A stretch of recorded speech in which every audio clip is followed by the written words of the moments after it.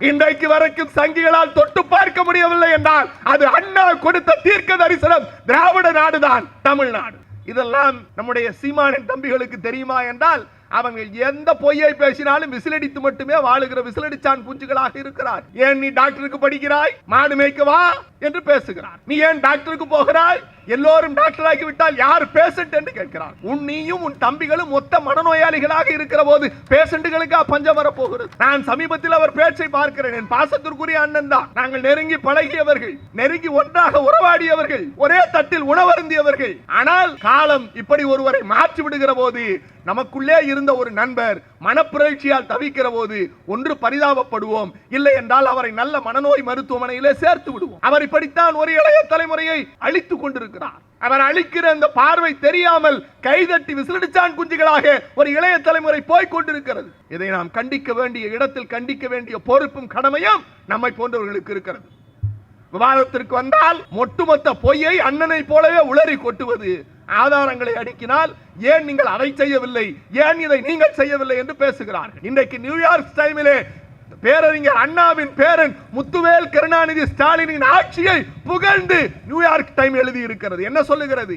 India ஒரு பக்கத்தில் போகிறது. அவன் எழுதி இருக்கிறான், இந்தியா ஒரு பக்கம் போகிறது, எல்லா கட்டடங்களுக்கும் காவி பெயிண்டை அடித்துக் கொண்டு அனுமார் கூட்டங்களாக போய் கொண்டிருக்கிறது. ஆனால் தமிழ்நாடு அதிலிருந்து மாறுபட்டு a progressive state for example to the nation என்று எழுதி இருக்கிறான். a progressive state example to the nation என்று எழுதுகிறான். இந்தியாவினுடைய தேசியத்திற்கு ஒரு உதாரணம் தமிழ்நாடு என்று எழுதுகிறான். இது எப்படி முடிந்தது? இதுக்கு அடித்தளம் போட்டது எங்க தாத்தனும் எங்க அண்ணனும் பேரறிஞர் அண்ணா என்கிற மாபெரும் தலைவன். அந்த தலைவன் இல்லை என்று சொன்னால் இந்த கட்டமைப்பு இல்லை. மாநில சுயாட்சி கிடைக்க வேண்டும் என்று போராடுகிறார். மாநில சுயாட்சி டிபேட்ல தயவு செஞ்சு போய் படிங்க. அவரை போல எளிமையாய் சொல்ல முடியாது. அண்ணா பேசுகிறார், மாநில சுயாட்சி எது, என்னையா சும்மா மாநில சுயாட்சி மாநில சுயாட்சிங்கிற என்னத்தையா மாநில சுயாட்சி என்று டெல்லியில் இருந்து அங்கே பார்த்து விட்டு இங்கே வருகிற போது பத்திரிகையாளர்கள் கேட்கிறார்கள், என்ன பெரிய மாநில சுயாட்சினா என்னன்னு கேட்டபோது அவர் சொன்னார், சைதாப்பேட்டையிலே ஒரு குடிசை பகுதி இருக்கிறது. அந்த குடிசை பகுதியிலே ஒரு தீ பற்றி கொள்ளுகிறது. அதுக்கு பக்கத்திலே இருக்கிற ஒரு மாளிகையிலிருந்து, மொட்டை மாடியிலிருந்து ஒரு செல்வந்தன் வந்து பார்க்கிறான். அந்த செல்வந்தன் பார்த்தால் என்ன சொல்லுவான்? அங்கே பார், சைதாப்பேட்டையில் ஏதோ ஒரு புகை வருகிறது என்று சொல்லுவான். ஆனால் அந்த பக்கத்தில் இருக்கிற குடிசைவாசி சொல்லுவான், ஐயோ குடிசை பற்றி எரிகிறது, அந்த குடிசைக்குள் உயிர் ஏதேனும் இருக்கிறதா, தண்ணீர் ஊற்றி அணைப்போம், நம் குடிசைக்கு வரக்கூடாது, உயிர்களை பாதுகாப்போம் என்று பதறுவான். மொட்டை மாடியில் இருக்கிற செல்வ சீமான் புகைகிறது என்று சொன்னானே, அந்த புகை வெறும் புகை அல்ல, உயிர்கள் எரிந்து கொண்டிருக்கிற நெருப்பு. அதை அணைப்பதற்கு செல்வந்தன் வரமாட்டான், பக்கத்து வீட்டு குடிசைக்காரன் தான் வருவான். செல்வந்தன் மத்திய அரசு போல, பக்கத்தில் இருக்கிற குடிசைக்காரன் மாநில அரசு போல, என் மக்களினுடைய தேவைகளை உணர்ந்து செயல்படுத்துகிற திறன் மாநில அரசுக்கு இருக்கிறது. ஆகவே 3 துறைகளான ராணுவம், நாணயம், மற்ற தொலைத்தொடர்பு 3ஐயும் நீங்கள் வைத்துக் கொள்ளுங்கள், மற்ற ஏனைய துறைகளுக்கான அதிகாரம் எங்களுக்கு வழங்கப்பட வேண்டும் என்று அண்ணா பேசினார். நீங்கள் அண்ணா சிந்தித்த இருமொழி கொள்கை என்று வந்தபோது நம்முடைய பச்சோந்தி பழனிசாமி சொன்னார், ஏன் மும்மொழி கொள்கை ஏற்றுக்கொள்ளலாமே என்று ட்விட்டர் போட்டுவிட்டு அடுத்த நிமிடம் மாற்றினார்கள். எது மாநில சுயாட்சி என்றால், ஆட்சி அதிகாரம் இருக்கிறவரை தன் நாற்காலியை தக்க வைத்துக் கொள்வதற்கு நக்கி பிழைக்கிற ஒரு கும்பல் இன்றைக்கு நாங்கள் தியாகிகள் என்று வேடம் போடுகிறார். நாங்கள் பிரிந்து வந்து விட்டோம், ஆகவே எங்களை ஆதரியுங்கள் என்கிறார்கள். மக்கள் நீங்கள் உணர்ந்து கொள்ளுங்கள், மக்கள் நீங்கள் உணர்ந்து கொள்ளுங்கள். ஏன் எங்கள் அமைச்சர்கள் குறிவைக்கப்படுகிறார்கள்? ஏன் நாங்கள் தொடர்ந்து தாக்கப்படுகிறோம்? ஏன் நாங்கள் தொடர்ந்து விரட்டப்படுகிறோம்? ஒரே ஒரு நொடி காவி கும்பலோடு கைகுலுக்க எத்தனை நிமிடம் ஆகும். ஆனால் அது எங்கள் தலைவர்களான தந்தை பெரியார், பேரறிஞர் அண்ணா, முத்தமிழறிஞர் கலைஞருக்கும் இந்த தமிழ் சமூகத்துக்கும் செய்கிற துரோகம். அதை ஒரு நாளும் அவர்களின் வழியில் ஆட்சி நடத்துகிற முத்துவேல் கருணாநிதி ஸ்டாலின் அவர்கள் எந்த நாளும் செய்ய மாட்டார். செய்வது மட்டுமல்ல, எவனெல்லாம் தமிழ் சமூகத்துக்கும் திராவிட சித்தாந்தத்துக்கும் எதிரியாய் இருக்கிறானோ அந்த வேரோடு மண்ணை, காவி கொடியை தமிழ் மண்ணில் திராவிட சமூகத்தில் அறுத்து எறிவதுதான் திராவிட மாடல் ஆட்சி.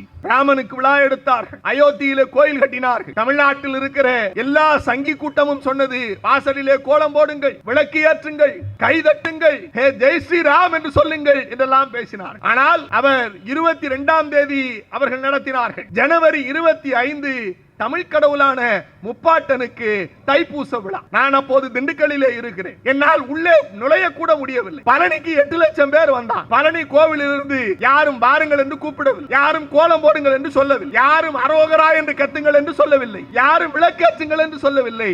ஆனால் தமிழ் கடவுளான முருகனை ஏற்றுக்கொண்டு 8 லட்சம் பேர் போகும். 8 லட்சம் பேர் போனார். திருவண்ணாமலை தீபம் 16 லட்சம் பேர் போனார். எவனும் அழைக்கவில்லை. வா சிவனை வந்து வணங்கி விட்டு போ, தென்னாடுடைய சிவனே போற்றி, எந்நாட்டவருக்கு நிறைவா போற்றி, போற்றி போற்றி என்று யாரும் அழைக்கவில்லை.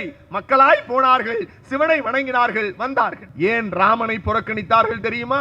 ராமனுக்கு தமிழ்நாட்டில் கோவில் கிடையாது. ராமனுக்கு தமிழ்நாட்டில் கோவில் கிடையாது. ராமன் தமிழ்நாட்டில் கடவுள் கிடையாது. முருகன் இருக்கிறார், தமிழ் கடவுள். அண்ணாமலையார் இருக்கிறார், அவளை பார்ப்பதற்கு அழைக்காமலேயே விரதம் இருப்பார்கள், அழைக்காமலேயே போவார்கள், அழைக்காமலேயே பாத யாத்திரை போவார்கள்.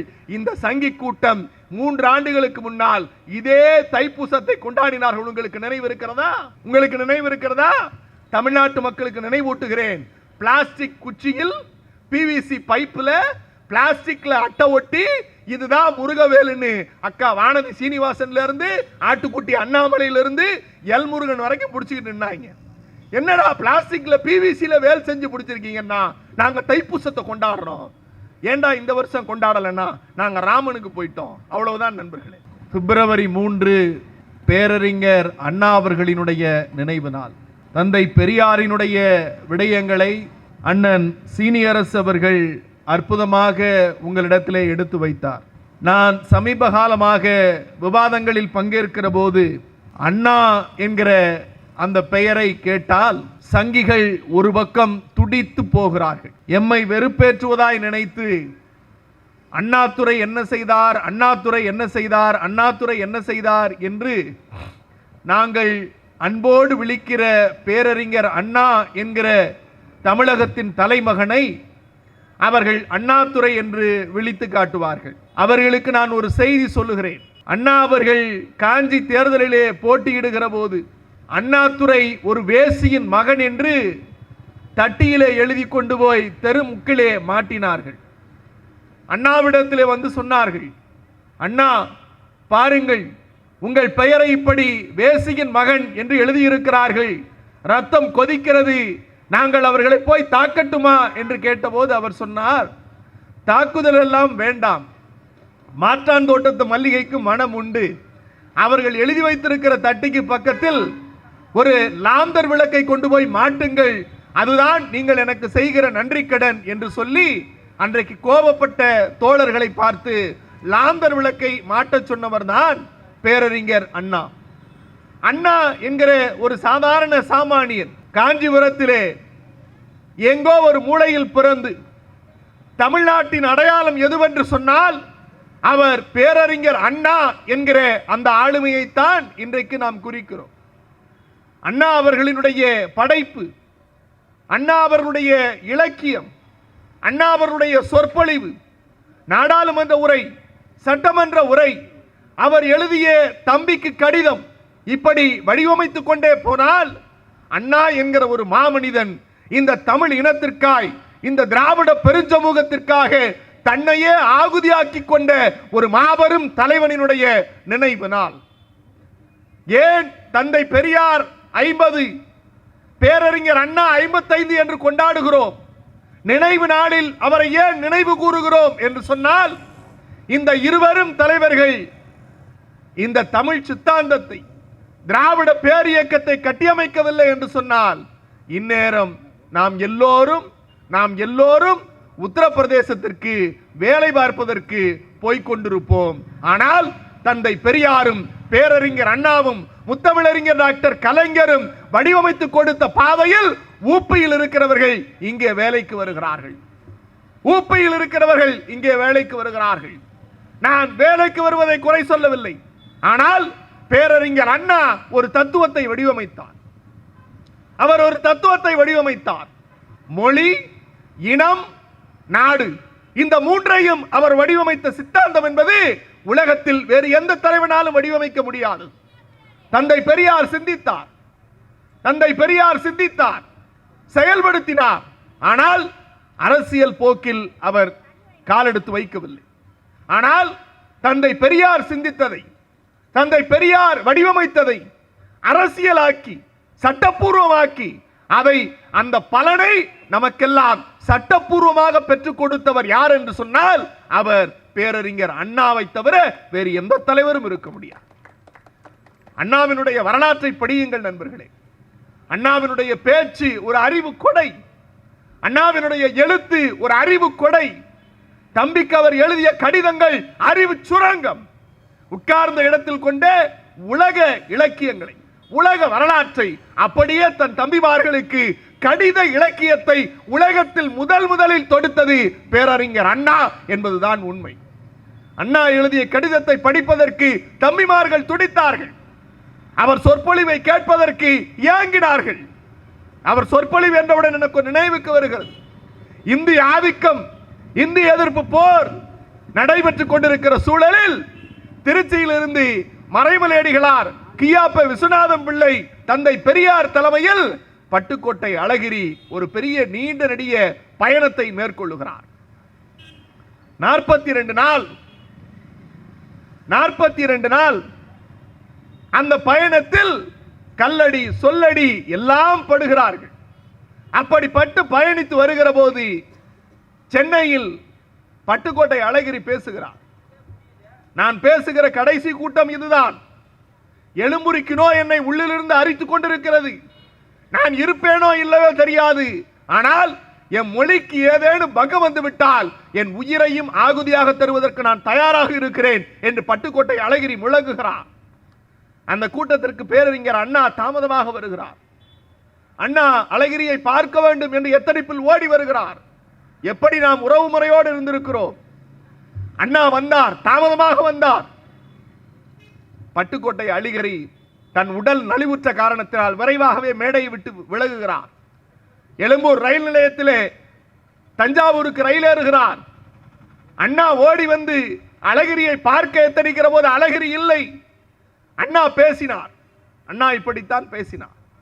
42 நாட்கள் கால் வலிக்க, கை வலிக்க, இந்த உடல் பொருள் ஆவியெல்லாம் எங்கள் தாய்மொழியான தமிழுக்கு என்று சொல்லி என் தம்பி பட்டுக்கோட்டை அழகிரி நடந்து வந்தானே, அவன் கால்களை பார்க்க எத்தனித்து, அந்த நடந்து வந்த கால்கள் அல்ல, இந்த இனத்தையும் மொழியையும் பாதுகாக்க புறப்பட்டு வந்த போர் வாள்கள் அவனை எலும்புருக்கி நோய் அரித்துக் கொண்டிருக்கிறது என்கிற செய்தியை மேடையில் இருக்கிறவர்கள் சொன்னபோது என் நெஞ்சத்தில் இடி விழுந்தது. நண்பர்களே, நான் கூட்டத்திற்கு வர வேண்டும் என்று எத்தனையோ பேர் பேசினீர்கள். நான் கூட்டத்திற்கு வருகிறேன். ஒன்றல்ல, இரண்டல்ல, 100 கூட்டங்கள்னாலும் வருகிறேன். ஆனால் நான் கூட்டத்திற்கு வர வேண்டும் என்றால் நீங்கள் செய்ய வேண்டியது ஒன்றுதான். பட்டுக்கோட்டை அழகிரிக்கு 100 ரூபாய் மணியாடர் அனுப்பிவிட்டு மணியாடர் ரசீதையும் உங்கள் அழைப்புதலையும் என் காஞ்சி இல்லத்துக்கு அனுப்பி வையுங்கள். நான் கூட்டத்திற்கு வருகிறேன். பட்டுக்கோட்டை அழகிரி இந்த மண்ணில் பாதுகாக்கப்பட வேண்டிய ஒரு சொத்து என்று அண்ணா பேசினார். அது ஒரு காலம், அது ஒரு காலம். தந்தை பெரியாரிடத்திலிருந்து பிரிகிறார். அண்ணா ராபின்சன் பூங்காவிலே பேசுகிற போது சொன்னார், அவர் பேச ஆரம்பிக்கிற போது இடி மின்னல் மலை அடைமழையாய் பொழிகிறது. அப்படி பொழிகிற போது கூட்டத்தில் இருந்த பல தலைவர்கள் பேச முடியவில்லை. ஆனால் அண்ணா நிறைவாய் பேசுகிறார். நான் பேசுகிறேன், அடைமழை பொழிகிறது. நான் பேசுவதற்கும் மழை பொழிவதற்கும் எப்படி எந்த தொடர்பும் காரணமும் இல்லையோ அப்படித்தான் தந்தை பெரியாரிடத்தில் இருந்து நாங்கள் இயக்கம் கண்டதற்கு நான் காரணம் அல்ல. அவர் பேசுகிறார், நாங்கள் ஒரு அரசியலை நோக்கி பயணிக்கிறோம். தந்தை பெரியார் தான் எங்கள் தலைவர். நாங்கள் இந்த ராபின்சன் பூங்காவிலே நடப்போவது ஒரு ஒட்டு மாஞ்செடி. அந்த ஒட்டு மாஞ்செடி தான் திராவிட முன்னேற்ற கழகமும் திராவிடர் கழகமும். அப்படி நடப்போகிற அந்த ஒட்டு மாஞ்செடி வளரும், கிளை விடும், இலை விடும், பூக்கள், காய்கள், கனிகள் எல்லாம் வரும். 50 ஆண்டுகளுக்கு பிறகு அந்த மரத்தின் அடியில் இருந்து புசிப்பதற்கு நானோ இந்த மேடையில் இருப்பவர்களோ யாரும் இருக்க மாட்டோம். ஆனால் அங்கு நாங்கள் நட்டு வைத்திருக்கிற இந்த மரத்தின் அடியில் திராவிட சமூகம் தன்மானத்தோடு வாழும், தமிழன் தன்மானத்தோடு வாழுவான் என்று அண்ணா தொடங்கினார் இயக்கம். அப்படி அண்ணா தொடங்கிய போது அரசியல் பேரியக்கமாக மாறுகிற போது அவர் எங்க சாதித்தார்? நான் சொன்னேனே, மொழி, இனம், ஆட்சி உரிமை.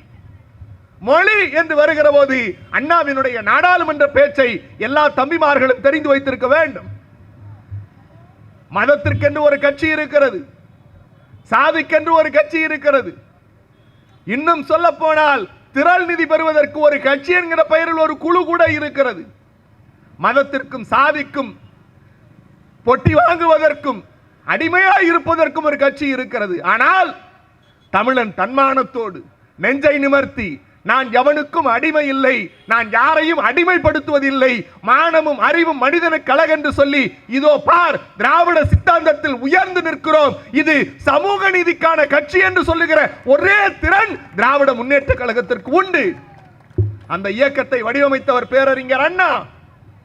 அண்ணா சொன்னார், நாடாளுமன்றத்தில் பேசுகிறார். என் நினைவு சரியாக இருக்குமேனால் மே மாதம் 5ஆம் தேதி 1962 அண்ணா இப்படித்தான் ஆரம்பிக்கிறார். நான் பேசுகிறேன், நான் பேசுகிற மொழி உங்களுக்கு புரிகிறதா? பூபேஷ் குப்தா, வாஜ்பாய் எல்லோரும் கத்துகிறார்கள். பூபேஷ் குப்தா எழுந்து சொல்லுகிறார், நீங்கள் பேசுவது மடமைத்தனம். இந்தி எல்லோராலும் ஏற்றுக்கொள்ளப்பட்ட மொழி, நீங்களும் ஏற்றுக்கொள்வதில் உங்களுக்கு என்ன பிரச்சனை என்று சொன்னபோது ஜவஹர்லால் நேரு அரங்கை விட்டு புகைப்பிடிப்பதற்கு வெளியே போகிறார். ஆனால் அழுக்கு தோய்ந்த உடை, களைந்த முடி, மூக்குப்படிகளால் ஒழுவப்பட்ட சட்டை, பட்டன் கூட போட தெரியாத அந்த சட்டையோடு ஒரு குள்ளமான உருவம் நாடாளுமன்றத்தில் பேசுகிறது. நாடாளுமன்றத்தில் பேசுகிறது. எண்ணிக்கையின் அடிப்படையிலே தான் மொழியை தீர்மானிக்க வேண்டும் என்று சொல்லுகிறீர்களே, இது ஏற்றுக்கொள்ளக்கூடியதா என்று அண்ணா பேசினார். எப்படி பேசினார்? எண்ணிக்கையின் அடிப்படையில் தான் மொழியை ஏற்றுக்கொள்ள வேண்டும் என்றால் இந்தியாவினுடைய தேசிய விலங்கு எது? புலி. எண்ணிக்கையின் அடிப்படையில் நீங்கள் தேசிய விலங்காக ஏற்றுக்கொள்ள வேண்டும் என்றால் எலியைத்தான் ஏற்றுக்கொண்டிருக்க வேண்டும், புலியை அல்ல என்று அண்ணா வாதிட்டார். எண்ணிக்கையின் அடிப்படையில் தான் நீங்கள் மொழியை தேர்ந்தெடுக்க வேண்டும் என்றால் இந்தியாவினுடைய தேசிய பறவை எது? மயில். ஆனால் எண்ணிக்கையின் அடிப்படையில் நீங்கள் தேசிய பறவையாக அறிவிக்க வேண்டும் என்றால் காக்கையைத்தான் நீங்கள் அறிவித்திருக்க முடியும், மயிலை அல்ல. தமிழ் மயில் போல, தமிழ் புலி போல, தமிழை தேசிய மொழியாக அறிவியுங்கள் என்று அண்ணா சொன்னார். அவர் வடிவமைத்த வார்த்தை மிகச் சிறந்தது. அவர் பேசிய வாதம் யாராலும் தவிர்க்க முடியாத வாதம். அவர் வாதத்தை அடுக்கிக் கொண்டே போகிறார், வாதத்தை அடுக்கிக் கொண்டே போகிறார். எல்லோரும் கொந்தளிக்கிறார்கள். பூபேஷ் குப்தா எழுந்து பேசுகிறார், மொழிவாரி மாநிலம் பிரிக்கப்பட்டதற்கு பிறகு நீங்கள் இப்படி பேசுவது இந்தியை எதிர்ப்பது, இந்தியாவை எதிர்ப்பதற்கு சமம் என்று சொன்னார். இந்தியை ஏற்றுக்கொள்வதுதான் இந்தியாவை ஏற்றுக்கொள்வது என்று சொன்னால் அப்படிப்பட்ட இந்தியும் எனக்கு தேவையில்லை, இந்தியாவும் எனக்கு தேவையில்லை என்று அண்ணா பதிவு செய்தார். பூபேஷ் குப்தா எழுந்து கத்துகிறார், இது பிரிவினைவாதம், இது பிரிவினைவாதம், இந்த நாட்டை துண்டாடுகிற வாதம் என்று சொன்னார். நேருவை போல, முகமது அலி ஜின்னாவை போல ஒரு தேர்ந்த அரசியல் தலைவர் பேரறிஞர் அண்ணா தந்தை பெரியாரிடத்திலிருந்து முரண்படுகிறார். தந்தை பெரியார் இது குடியரசு நாள் அல்ல, குடிகெடுக்கும் நாள், சுதந்திரத்தை கொண்டாடாதே என்று தந்தை பெரியார் சொன்னார். அதே நாளிதழில் 3வது பக்கத்தில் இன்ப சுதந்திரத்தை கொண்டாடுவோம் என்று அண்ணா எழுதுகிறார். தந்தை பெரியார் ஒரு இடத்திலே மாறுபடுகிறார், அவருடைய சீடன் அதை கொண்டாடுவோம் என்கிறார். இந்த உரிமை வேறு எந்த இயக்கத்திலும் இருந்தது கிடையாது. தந்தை பெரியார் சொன்னதற்கு காரணம் என்ன? இந்த நாடு விடுதலை கட்டிவிட்டால், இந்த நாடு விடுதலை அடைந்து விட்டால் இந்த நாடு யார் கைக்கு போகும்? பார்ப்பன மணியா கும்பலிடத்திலே போகும். ஆங்கிலேயன் எனக்கு கல்வி கொடுத்தான், ஆங்கிலேயன் எனக்கு உரிமை கொடுத்தான், ஆங்கிலேயன் என்னை சரிசமமாக பார்க்கிறான். ஆனால் அந்த விடுதலையை தாண்டி இந்த பார்ப்பனிய மணியா குமரிடத்தில் போனால் இன்றைக்கு நாம் பேசுகிறோமே ராமராஜ்யம் என்று, அந்த ராமராஜ்யத்தில் நீங்கள் சூத்திரர்களாக்கப்படுவீர்கள். எனக்கு நாட்டு விடுதலையை விட மானுட விடுதலை முக்கியம் என்று மானுட விடுதலைக்கு சிந்தித்தவர் தந்தை பெரியார். ஆனால் அண்ணா அதிலிருந்து மாறுபடுகிறார். அண்ணாவின் தம்பிமார்கள், இதெல்லாம் நம்முடைய சீமானின் தம்பிகளுக்கு தெரியுமா என்றால் அவங்க எந்த பொய்யை பேசினாலும் விசிலடித்து மட்டுமே வாழுகிற விசிலடிச்சான் குஞ்சுகளாக இருக்கிறார்கள். அவருடைய மடமையை பார்க்கிற போது நான் பாவப்படுவதா பரிதாபப்படுவதா என்று தெரியவில்லை. அவர்களை இந்த மேடையில் பேசியும் நம் மேடையினுடைய தரத்தை குறைத்துக் கொள்ள நான் விரும்பவில்லை. அண்ணா எப்படி சிந்தித்தார் பாருங்கள். அண்ணா தீர்மானம் போடுகிறார், சுதந்திரத்தை ஏற்றுக்கொள்ளுவோம். ஏன் ஏற்றுக்கொள்ளுவோம் கேள்வி வருகிறது. தந்தை பெரியார் எதிர்க்கிறார், அண்ணா சுதந்திரத்தை கொண்டாட சொல்லுகிறீர்களே ஏன் என்ற போது அண்ணா சொன்ன வாதம், நான் திராவிட நாடு கோரிக்கையை வைக்கிறேன். என் நாடு திராவிட நாடு, என் நாடு தனியாக இருக்க வேண்டும், என் நாடு வளம் பெற வேண்டும், ஆகவே அது திராவிட நாடு கோரிக்கை என்று அண்ணா வைக்கிற போது சொன்னார், இந்த நாடு விடுதலை பெறுவதற்கு முன்னால் ஜின்னா சாஹிப் முகமது அலி ஜின்னா இந்தியாவை எதிர்த்து பாகிஸ்தான் தீர்மானம் போட்டு 6 மாதத்தில் ஒரு நாட்டை கட்டமைத்து தன் மதம் தன் மக்களுக்காக பாகிஸ்தான் என்கிற ஒரு நாட்டை எப்படி கட்டமைத்தாரோ அப்படித்தான் இந்த நாட்டின் சுதந்திரத்தை ஏற்றுக்கொண்டு நான் திராவிட நாடை 6 மாதமோ 6 வருடம் கழித்தோ என் திராவிட நாட்டை நான் பெற முடியும். அதற்கான முதல் படி இந்த சுதந்திரத்தை ஏற்றுக்கொள்வது என்று அண்ணா சிந்தித்தார். திராவிட நாடு சித்தாந்தம் மொழி குறித்து பேசுகிற போது அந்த பாராளுமன்ற செய்தியை முடித்து விடுகிறேன். அண்ணா பேசிக் கொண்டிருக்கிறார், ஜவஹர்லால் நேரு ஓடி வருகிறார். யார் இந்த உரையை பேசுவது? இப்படி தர்க்க ரீதியாக இப்படி பேசுவது யார்? பூபேஷ் குப்தா அடங்கி போய் உட்காருகிறார். வாஜ்பாய்க்கு வார்த்தை இல்லை. ஆனால் ஜவஹர்லால் நேரு பார்த்த உடனேயே சொன்னார், உங்கள் கோரிக்கை ஏற்கப்படுகிறது, உங்கள் கோரிக்கை ஏற்கப்படுகிறது. இந்தி பேசாத இந்தியை விரும்பாத மாநிலங்கள் ஏற்கிற வரை இருமொழி கொள்கை தொடரும். இது நான் இந்த நாடாளுமன்ற மைய மண்டபத்தில் கொடுக்கிற சத்தியம் என்று ஜவஹர்லால் நேரு கொடுத்தார். ஆகவே தான் இன்றளவும் தமிழ்நாடு இருமொழி கொள்கையில் வாழுகிறது. பேரறிஞர் அண்ணா அன்றைக்கு 5/5/1962 நாடாளுமன்றத்தில் விதித்த வாதம் தான் நாம் இன்றைக்கு இருமொழி பேசுகிறோம். இந்த இருமொழி கொள்கை குறித்து இந்த வரலாற்று பின்னணியை எவனுக்கு தெரியும்? இதை புரிந்து கொள்ளுகிற சக்தி 60 ஆண்டுகளுக்கு முன்னால் ஒரு தலைவன் சிந்தித்து பேசி இருக்கிறான். திராவிட நாடு கோரிக்கை வலுவருகிறது. பிரிவினைவாதம் பேசுகிறார்கள் என்கிறார்கள். அண்ணாவை குறித்து இந்த பிரிவினைவாதம் இந்தியா இப்போதுதான் ஒன்றுபட்டு இருக்கிறது, அதை உடைப்பதற்கு இந்த அண்ணாதுரை யார் என்று வடநாட்டு கும்பல்கள் பேசிய போது அண்ணா சொன்னார் I belong to a Dravidian stock. நான் திராவிட இனத்தை சார்ந்தவன். I proud to call myself a Dravidian. நான் திராவிட இனத்தை சார்ந்தவன், நான் பெருமை கொள்ளுகிறேன், நான் திராவிடன். ஏன் மற்றவர்களிலிருந்து வேறுபடுகிறேன்? நான் திராவிடன் என்பதால் I am not against Bengali, Maharashtra or Gujarati. நான் திராவிடன் என்பதால் ஒரு பெங்காலிக்கோ ஒரு மகாராஷ்டிரத்துக்கோ ஒரு குஜராத்காரனுக்கோ எதிரி அல்ல. ஆனால் அவர்களிடத்திலிருந்து நான் மொழியால் கலையால் கலாச்சாரத்தால் பண்பாட்டால் உயர்ந்தவன். ஆகவே நான் திராவிட நாடு கேட்கிறேன், என் நாட்டை எங்களுக்கு பிரித்து கொடுத்து விடுங்கள் என்று அன்றைக்கு பேசினார். காலம் மாறுகிறது, சர்வாதிகாரிகள் ஆட்சிபிடத்தில் உட்காருகிறார்கள், ஜனநாயகத்தின் குரவலை நசுக்கப்படுகிறது. கட்சி முக்கியமா கொள்கை முக்கியமா என்கிற போது ஒரே ஒரு இடத்தில் எண்ணி துணிக கருமம் என்கிற புத்தகத்தை அண்ணா எழுதுகிறார். எழுதிவிட்டு பேசுகிறார், நான் திராவிட நாடு கோரிக்கையை கைவிடுகிறேன்.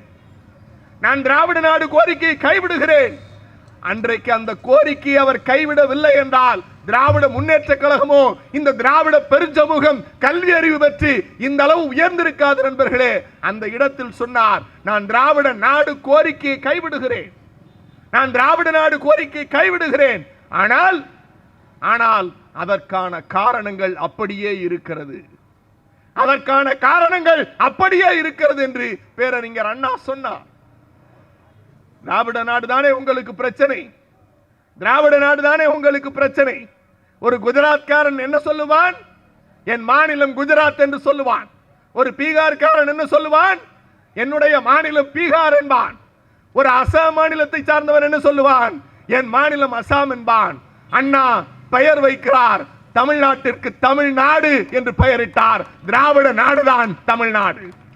இன்றைக்கு வரைக்கும் சங்கிகளால் தொட்டு பார்க்க முடியவில்லை என்றால் அது அண்ணா கொடுத்த தீர்க்க தரிசனம். திராவிட நாடுதான் தமிழ்நாடு. இந்த விசிலடிச்சான் குஞ்சுகளுக்கு இந்த வரலாறு எல்லாம் தெரியுமா?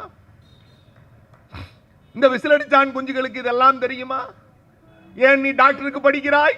மாடு மேய்க்கவா? என்று பேசுகிறார். நீ ஏன் டாக்டருக்கு போகிறாய்? எல்லோரும் டாக்டர் ஆகிவிட்டால் யார் பேஷண்ட் என்று கேட்கிறார். நீயும் உன் தம்பிகளும் மொத்த மனநோயாளிகளாக இருக்கிற போது பேஷண்ட்டுகளுக்கு பஞ்சம் வரப்போகிறது. நான் சமீபத்தில் அவர் பேச்சை பார்க்கிறேன். என் பாசத்திற்குரிய அண்ணன் தான்.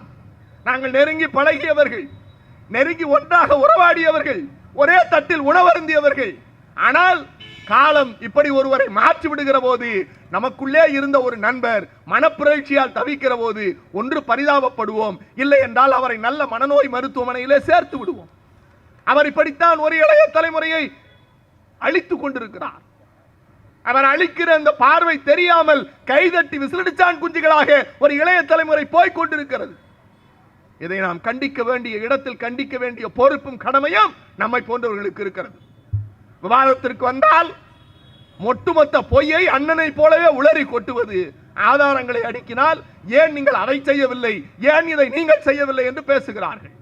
அண்ணா அவர்களுக்கு எல்லோருக்கும் சேர்த்து சொல்லிக் கொண்டே இருந்தார், வாழ்க வசவாளர்கள், வாழ்க வசவாளர்கள். நாங்கள் அப்படித்தான் இருக்கிறோம். அண்ணாவினுடைய சட்டமன்றம், நாடாளுமன்றத்தை விட்டு அடுத்த சட்டமன்றத்துக்கு வருகிறோம். தமிழ்நாடு என்று தமிழ்நாட்டிற்கு பெயர் வைக்கிறார். அந்த தீர்மானத்தை நிறைவேற்ற வேண்டும். அண்ணாவினுடைய உடல்நிலை ஒற்றுக்கொள்ளவில்லை. அண்ணாவினுடைய உடல் மரணத்தினுடைய நாட்களை எண்ணிக்கொண்டிருக்கிறது. அண்ணாவிடத்திலே மருத்துவர் சொல்லுகிறார், இப்படி நீங்கள் போய்தான் ஆக வேண்டுமா, இப்படி நீங்கள் போய்தான் ஆக வேண்டுமா, அப்படி போனால் உங்கள் உடல்நிலை மோசப்படும் என்று அண்ணாவிடத்திலே சொன்னபோது அண்ணா சொன்னார், என் தாய் திருநாட்டின் பெயரை, என் தாய் திருநாட்டின் பெயரை தமிழ்நாடு என்று வைக்கிற அந்த சட்டம் இயற்றுகிற நிகழ்வுக்கு நான் இல்லை என்றால் இந்த அண்ணாதுரையினுடைய உயிர் இருந்தென்ன இறந்தென்ன, இறந்து விட்டு போவேன். அந்த தீர்மானத்தை போய் நிறைவேற்றி விட்டு வந்தார். அந்த தீர்மானத்தை நிறைவேற்றி விட்டு அவர் பேசிய வார்த்தை மிக மிக முக்கியம், மிக மிக முக்கியம். அவர் பேசியது 1967. 2023 பொங்கல் அழைப்புதலில் இங்கே இருக்கிற RSS படமான ஆளுநர் மாளிகையிலிருந்து தமிழ்நாடு அல்ல தமிழக அரசுன்னு வந்துச்சு. அடிச்சாம்பாரு தமிழ்நாட்டில் இருக்கிறவன் எல்லாம் தெருவில் போய் நின்னா, தமிழகம் RSSக்கு இருக்கட்டும், இது தமிழ்நாடு. தமிழ்நாடு என்கிற பெயரை எவனாவது மாற்ற எத்தனித்தால் அந்த பயம் மக்கள் போராட்டமாக இது தமிழ்நாடு என்று ஓங்கி மண்டையில் அடிக்கும். அந்த பயம் இருக்கிறவரை இந்த நாட்டை அண்ணாதுரை தான் ஆளுகிறார் என்று அன்றைக்கே சொன்னார். அவர் ஆண்டு கொண்டிருக்கிறார். எங்களுக்கு ஒரு உத்வேகம் எது? அண்ணாவினுடைய பேச்சு, அண்ணாவினுடைய எழுத்து, அண்ணாவினுடைய செயல்பாடு. நண்பர்களே, அண்ணா வாழ்ந்த காலம் மிக குறைவு. அவர் கொடுத்த 3 முக்கியமான விடயங்கள்: இருமொழி கொள்கை, பாராளுமன்றத்தில் பேசி மற்ற மாநிலங்கள் அஞ்சிய போது அதை சட்டமாக இயற்றியவர் நம்முடைய பேரறிஞர் அண்ணா. 2வது, தமிழ்நாட்டிற்கு தமிழ்நாடு என்று பெயரிட்டது. 3வது, அவர் செய்த அருட்கொடை என்ன தெரியுமா? அவர் செய்த மிகப்பெரிய சாதனை என்ன தெரியுமா? சுயமரியாதை திருமணம் சட்டப்பூர்வமான அங்கீகாரம் கொடுத்தது. இந்த தம்பிமார்களுக்கு தெரியுமா? சங்கிகள் எல்லோருக்கும் ஏன் அண்ணா இன்னும் சிம்ம சொப்பனமாய் இருக்கிறார்? சுயமரியாதை திருமணம் என்பது ஏதோ ஒரு ஐயர் இல்லாமல், புகை இல்லாமல் தாலி கட்டி கொண்டு மாலை மாற்றுவது அல்ல. ஒரு பார்ப்பான் அக்னி குண்டத்திற்கு முன்னால் உட்கார்ந்து கொண்டு, நீ கட்டிக்க போகிற மனைவி பிரம்மனுக்கு பொண்டாட்டி, அவனுக்கு பொண்டாட்டி, இவனுக்கு பொண்டாட்டி, இவனுக்கு வைப்பாட்டி, எனக்கும் 10 முறை பொண்டாட்டியாக இருந்தவளை உனக்கு மனைவியாக்குகிறோம் என்று சொல்லி நம்மை வேசியின் மக்களாக மாற்றி வைத்திருந்த புராண சகதியிலிருந்து கைதூக்கிவிட்டு அந்த சகதிகளில் இருந்து நம்மை காப்பாற்றி மானமும் அறிவும் உள்ள மனிதன், நீ மனிதனாக இருந்து திருமணம் செய்து கொள்ளலாம், உனக்கு விரும்பியவளை, உனக்கு விரும்பியவனை, அந்த திருமணம் செல்லும் என்று நம்முடைய தலையிலிருந்து சூத்திர பட்டத்தை நீக்கியது பேரறிஞர் அண்ணா. அந்த தலைவனினை தான் 55வது நினைவு நாளில் நாம் நின்று கொண்டிருக்கிறோம். வரலாற்றின் பக்கங்களை அரை மணி நேரத்தில் சொல்லிவிட முடியாத நண்பர்களே. அண்ணா இல்லை என்று சொன்னால் தலைவர் கலைஞர் என்கிற மாபெரும் ஒரு தமிழ் கொடை நமக்கு கிடைத்திருக்காது. அண்ணாவை விழிக்கிற போது முத்தமிழறிஞர் டாக்டர் கலைஞர் சொன்னார், அன்பு 3 எழுத்து, அன்பிலே விளையும் பண்பு 3 எழுத்து, பண்பிலே விளையும் காதல் 3 எழுத்து, காதலில் விளையும் வெற்றி 3 எழுத்து, அந்த வெற்றிக்கு நம்மையெல்லாம் இட்டு செல்லும் பேரறிஞர் அண்ணா என்பது 3 எழுத்து. அண்ணாதான் நம்முடைய எதிர்காலம் என்று சொன்னார். அண்ணாதான் நம்முடைய எதிர்காலம் என்று சொன்னார். அண்ணாவின் சித்தாந்தம் மாநில சுயாட்சி. அவர் கொடுத்த அருட்கொடை மாநில சுயாட்சி. ஏன் இன்றைக்கும் தமிழ்நாடு தலை நிமிர்ந்து நிற்கிறது? இன்றைக்கு நியூயார்க் டைமிலே பேரறிஞர் அண்ணாவின் பேரன் முத்துவேல் கருணாநிதி ஸ்டாலினின் ஆட்சியை புகழ்ந்து நியூயார்க் டைம் எழுதி இருக்கிறது. என்ன சொல்லுகிறது? இந்தியா ஒரு பக்கத்தில் போகிறது. அவன் எழுதி இருக்கிறான், இந்தியா ஒரு பக்கம் போகிறது. எல்லா கட்டடங்களுக்கும் காவி பெயிண்டை அடித்துக் கொண்டு அனுமார் கூட்டங்களாக போய் கொண்டிருக்கிறது. ஆனால் தமிழ்நாடு அதிலிருந்து மாறுபட்டு a progressive state for example to the nation என்று எழுதி இருக்கிறான். a progressive state example to the nation என்று எழுதுகிறான். இந்தியாவினுடைய தேசியத்திற்கு ஒரு உதாரணம் தமிழ்நாடு என்று எழுதுகிறான். இது எப்படி முடிந்தது? இதுக்கு அடித்தளம் போட்டது எங்க தாத்தனும் எங்க அண்ணனும் பேரறிஞர் அண்ணா என்கிற மாபெரும் தலைவன். அந்த தலைவன் இல்லை என்று சொன்னால் இந்த கட்டமைப்பு இல்லை. மாநில சுயாட்சி கிடைக்க வேண்டும் என்று போராடுகிறார். மாநில சுயாட்சியோட டிபேட்லாம் தயவு செஞ்சு போய் படிங்க. அவரை போல எளிமையாய் சொல்ல முடியாது. அவர் சொல்லுகிறார், அண்ணா பேசுகிறார், மாநில சுயாட்சி எது? என்னையா சும்மா மாநில சுயாட்சி மாநில சுயாட்சிங்கிற என்னத்தையா மாநில சுயாட்சி என்று டெல்லியில் இருந்து அங்கே பார்த்து விட்டு இங்கே வருகிற போது பத்திரிகையாளர்கள் கேட்கிறார்கள், என்ன பெரிய மாநில சுயாட்சினா என்னன்னு கேட்டபோது அவர் சொன்னார், மாநில சுயாட்சி என்று சொன்னால் கள்ளக்குறிச்சியிலே ஒரு சர்க்கரை ஆலை இருக்கிறது. அந்த கள்ளக்குறிச்சி சர்க்கரை ஆலைக்கு கரும்பை வெட்டுகிறவன் தமிழ்நாட்டை சார்ந்த தமிழன், அந்த கரும்பை கட்டுகிறவன் தமிழன், கரும்பை லாரியில் ஏற்றுகிறவன் தமிழன், லாரியை ஓட்டுகிறவன் தமிழன், அந்த லாரி அரவைக்கு போகிற போது அதை கொண்டு போய் சேர்க்கிறவன் தமிழன், அரவைக்கு கரும்பை எடுத்து கொட்டுகிறவன் தமிழன், அந்த சர்க்கரை கரும்பாலையிலிருந்து வருகிற பாகிலிருந்து சர்க்கரையை தயாரிக்கிறவன் தமிழன், சர்க்கரையை மூட்டையில் கட்டுகிறவன் தமிழன். ஆனால் கரும்பு விதைப்பதிலிருந்து சர்க்கரையை மூட்டை கட்டுகிற வரையும் தமிழன். ஆனால் அந்த தமிழ்நாட்டை சார்ந்தவர்களுக்கு அந்த சர்க்கரை ஆலையை விட்டு வெளியே வர வேண்டும் என்றால் மத்திய சர்க்கார் தான் உத்தரவிட வேண்டும் என்கிறார்கள். நான் மத்திய அரசை தொடர்பு கொண்டு பேசுகிறேன். கள்ளக்குறிச்சியிலிருந்து சர்க்கரை ஆலையிலிருந்து சர்க்கரை வெளியே வர வேண்டும் என்று பேசுகிறேன். அன்றைக்கு உணவுத்துறை அமைச்சர் பாபு ஜெகஜீவன் ராம், அன்றைக்கு அவர் இல்லை, அவருக்கு பதிலாக இணையமைச்சர் ஷிண்டே இருந்தார். ஷிண்டேவிடத்தில் நாவலர் பேசுகிறார், நாங்கள் தமிழ்நாட்டிலிருந்து பேசுகிறோம், கள்ளக்குறிச்சி என்கிற ஒரு ஊர் இருக்கிறது, கள்ளக்குறிச்சி கள்ளக்குறிச்சி என்று சொன்னோம். ஆனால் ஷிண்டேவுக்கு கள்ளக்குறிச்சி என்கிற ஊரே தெரியாமல் இருக்கிறது. அறுவடை செய்தது, விதைத்தது, கட்டியது, உருவாக்கியது, விற்பனை செய்வது எல்லாம் தமிழன், தமிழ்நாட்டு உழைப்பாளி. ஆனால் அந்த சர்க்கரை இங்கே வர வேண்டும் என்றால் டெல்லி பட்டினத்திலிருந்து உத்தரவு வர வேண்டும் என்கிறார்கள். இதை ஏகாதிபத்தியம் என்கிறோம். என் மாநிலத்தில் விளைந்த சர்க்கரை, என் மாநிலத்தில் விளைந்த கரும்பை இந்த மாநிலத்தின் முதலமைச்சரான நான் சொன்னால் வெளியே வர வேண்டும். அதுதான் மாநில சுயாட்சி. அந்த சர்க்கரை எங்கள் சர்க்கரை என்று உறுதி முழக்கமிட்டார். அண்ணாவினுடைய சிந்தனை பாருங்கள். அண்ணா இதுவும் புரியாமல் இன்னொருவர் கேட்கிறார், இதை எப்படி அனுமதிக்க முடியும் என்று சொல்லுகிறார். உங்களுக்கு வழி புரியாது. அண்ணா சொன்னார், உங்களுக்கு வழி புரியாது. எப்படி வழி புரியாது? சைதாப்பேட்டையிலே ஒரு குடிசை பகுதி இருக்கிறது. அந்த குடிசை பகுதியிலே ஒரு தீ பற்றி கொள்ளுகிறது. அதுக்கு பக்கத்தில் இருக்கிற ஒரு மாளிகையிலிருந்து, மொட்டை மாடியிலிருந்து ஒரு செல்வந்தன் வந்து பார்க்கிறான். அந்த செல்வந்தன் பார்த்தால் என்ன சொல்லுவான்? அங்கே பார், சைதாப்பேட்டையில் ஏதோ ஒரு புகை வருகிறது என்று சொல்லுவான். ஆனால் அந்த பக்கத்தில் இருக்கிற குடிசைவாசி சொல்லுவான், ஐயோ குடிசை பற்றி எரிகிறது, அந்த குடிசைக்குள் உயிர் ஏதேனும் இருக்கிறதா, தண்ணீர் ஊற்றி அணைப்போம், நம் குடிசைக்கு வரக்கூடாது, உயிர்களை பாதுகாப்போம் என்று பதறுவான். மொட்டை மாடியில் இருக்கிற செல்வ சீமான் புகைகிறது என்று சொன்னானே, அந்த புகை வெறும் புகை அல்ல, உயிர்கள் எரிந்து கொண்டிருக்கிற நெருப்பு. அதை அணைப்பதற்கு செல்வந்தன் வரமாட்டான், பக்கத்து வீட்டு குடிசைக்காரன் தான் வருவான். செல்வந்தன் மத்திய அரசு போல, பக்கத்தில் இருக்கிற குடிசைக்காரன் மாநில அரசு போல, என் மக்களினுடைய தேவைகளை உணர்ந்து செயல்படுத்துகிற திறன் மாநில அரசுக்கு இருக்கிறது. ஆகவே 3 துறைகளான ராணுவம், நாணயம், மற்ற தொலைத்தொடர்பு மூன்றையும் நீங்கள் வைத்துக் கொள்ளுங்கள், மற்ற ஏனைய துறைகளுக்கான அதிகாரம் எங்களுக்கு வழங்கப்பட வேண்டும் என்று அண்ணா பேசினார். அந்த மாநில சுயாட்சியின் உரிமைதான் முத்தமிழறிஞர் டாக்டர் கலைஞர் ராஜமன்னார் கமிட்டி அமைத்தார். ராஜமன்னார் கமிட்டிக்கு பிறகு இன்றளவும் தமிழ்நாட்டினுடைய உயிர் மூச்சு மாநில சுயாட்சி என்று இருக்கிறது என்று சொன்னால் அதற்கு வித்திட்டது பேரறிஞர் அண்ணா. இப்படி பேசிக்கொண்டே போகலாம் நண்பர்களே, இப்படி பேசிக்கொண்டே போகலாம். நீங்கள் அண்ணா சிந்தித்ததை இருமொழி கொள்கை என்று வந்தபோது நம்முடைய பச்சோந்தி பழனிசாமி சொன்னார், ஏன் மும்மொழி கொள்கை ஏற்றுக்கொள்ளலாமே என்று ட்விட்டர் போட்டுவிட்டு அடுத்த நிமிடம் மாற்றினார்கள். எது மாநில சுயாட்சி என்றால் ஆட்சி அதிகாரம் இருக்கிறவரை தன் நாற்காலியை தன் தக்க வைத்துக் கொள்வதற்கு நக்கி பிழைக்கிற ஒரு கும்பல் இன்றைக்கு நாங்கள் தியாகிகள் என்று வேடம் போடுகிறார்கள். நாங்கள் பிரிந்து வந்து விட்டோம், ஆகவே எங்களை ஆதரியுங்கள் என்கிறார்கள்.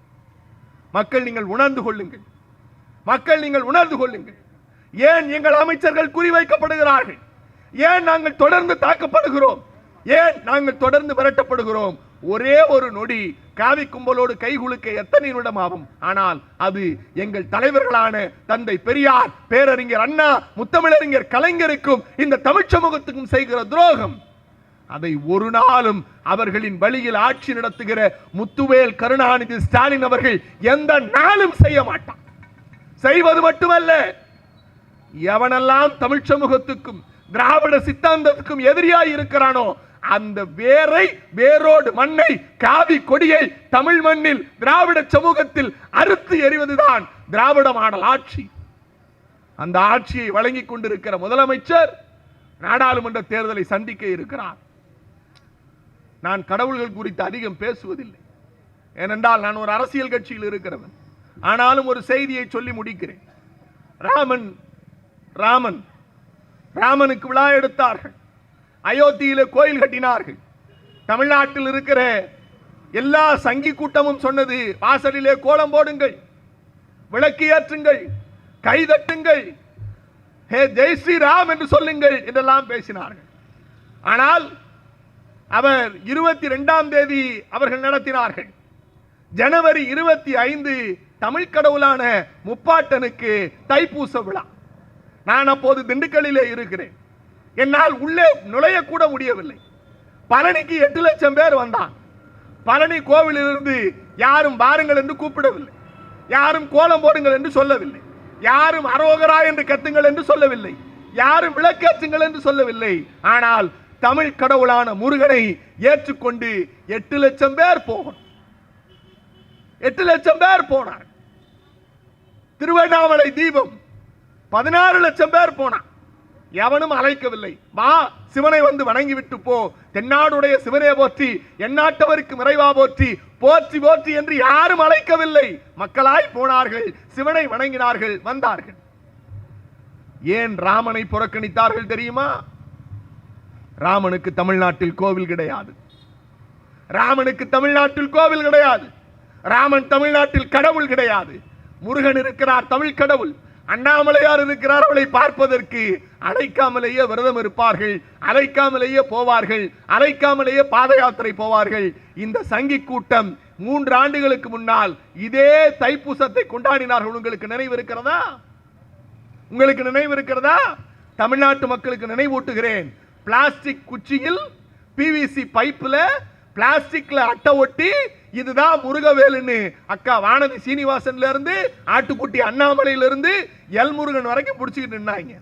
என்னடா பிளாஸ்டிக்ல பிவிசில வேல் செஞ்சு பிடிச்சிருக்கீங்கன்னா நாங்க தைப்பூசத்தை கொண்டாடுறோம். ஏண்டா இந்த வருஷம் கொண்டாடலன்னா நாங்க ராமனுக்கு போயிட்டோம். அவ்வளவுதான் நண்பர்களே, அவ்வளவுதான். காளியாத்தா அவர்களுக்கு கடவுள் இல்லை, முருகப்பெருமான் அவர்களுக்கு கடவுள் இல்லை, நம்ம ஊர் கருப்பண்ணசாமி அவர்களுக்கு கடவுள் இல்லை. ஆனால் அவருடைய நோக்கம் என்பது தந்தை பெரியார் சொன்னாரே, இவர்களிடத்தில் ஆட்சி போனால் இந்த RSS கும்பல், பார்ப்பன பனியா கும்பல்கள் ஆட்சி பீடத்தில் உட்கார்ந்தால் நம்மை மீண்டும் சூத்திரர்கள் ஆக்குவார்கள் என்று. ஹிந்து ஹிந்தி ஹிந்து ராஷ்டிரா என்கிற நிலையை உருவாக்குவதற்கான நிலை இருக்கிறது. அதை எதிர்க்கிற சண்டமாரதம் செய்கிற நம்முடைய சீனி விடுதலை அரசு சொன்னாரே, ராவண படையினுடைய ராவணன் இன்றைக்கு திராவிட மாடலினுடைய ராவணன் நம்முடைய தலைவர் முத்துவேல் கருணாநிதி ஸ்டாலின் அவர்களுக்கு சிம்ம சொப்பனமாக இருந்து கொண்டிருக்கிறார். எங்களை எத்தனை முறை அச்சுறுத்தினாலும், எவ்வளவு அச்சுறுத்தல்கள் வந்தாலும், எத்தனை இடி, எத்தனை சிபிஐ, எத்தனை ஐடி வந்தாலும் உயிர் திராவிடத்திற்கு, இனம் தமிழ் மானத்தை காப்பதற்கு. நன்றி, வணக்கம்.